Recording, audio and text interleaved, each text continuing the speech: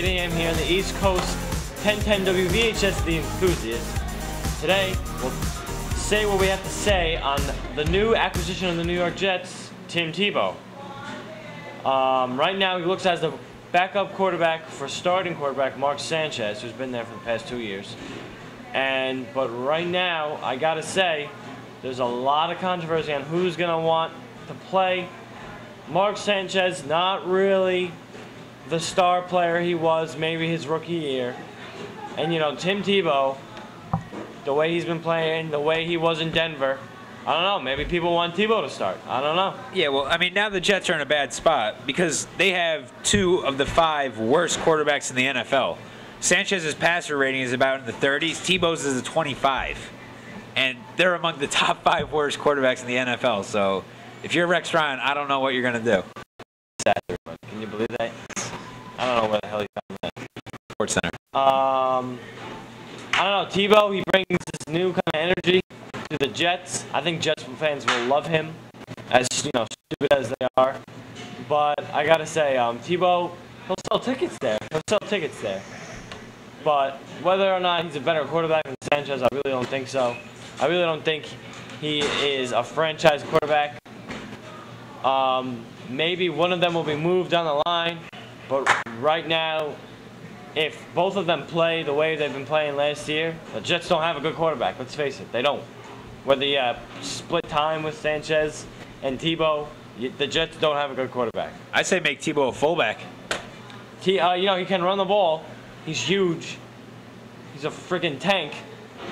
But he can't throw. He can't, So, yeah, maybe that'd be a good idea, making him a fullback. I like that. And, I mean, yesterday in an interview, Sanchez said he doesn't care what he's doing so long as the Jets are winning. I mean, he could be the quarterback, he could be the tight end, he could be the center.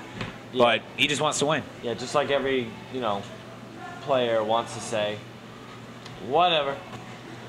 In my mind, Jets don't have a good quarterback. They're bad for a 3rd straight year. That's what I say. Okay.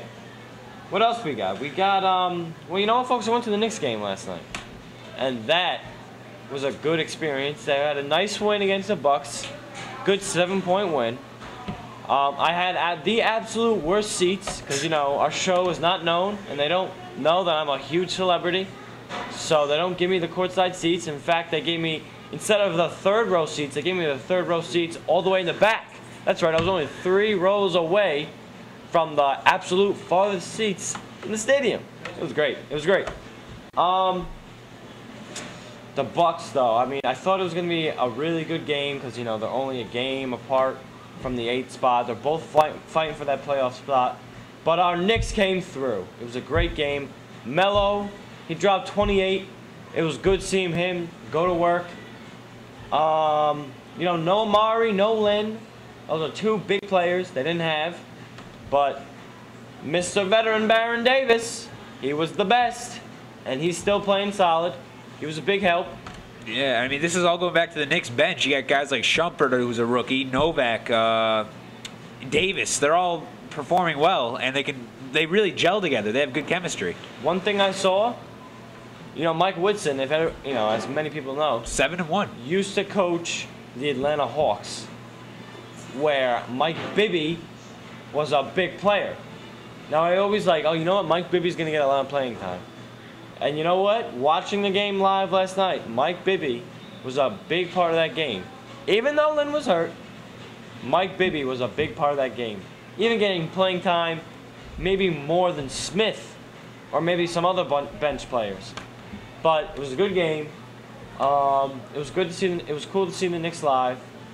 And you know what? I feel like they have a playoff spot locked up with that win over the trailing Milwaukee Bucks. How many fans would you say were at the game?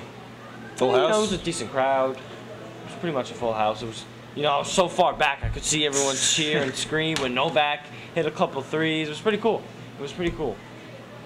Folks, that's all the time we got today here on The Enthusiast. We will see you next week. Stay enthusiastic. Adios.